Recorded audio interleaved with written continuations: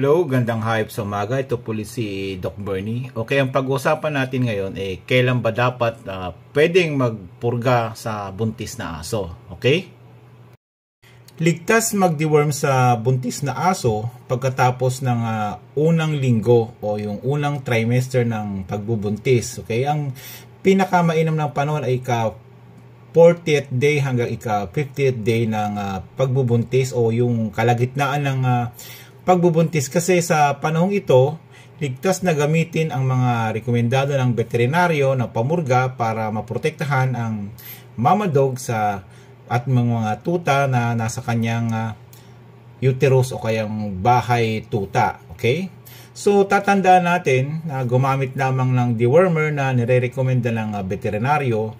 Halimbawa yung generic name na fenbendazole o yung at sa tamang safe na dosage. Okay?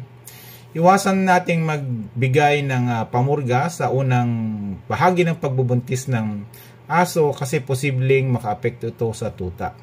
Then ugaliin nating magkonsulta sa veterinaryo sa pagdideworm ng ating aso. Okay? Ang tamang pagdideworm ay makakatulong ito para maiwasan ang pagkahawa ng tuta sa bulate ng kanilang mommy dog. Okay?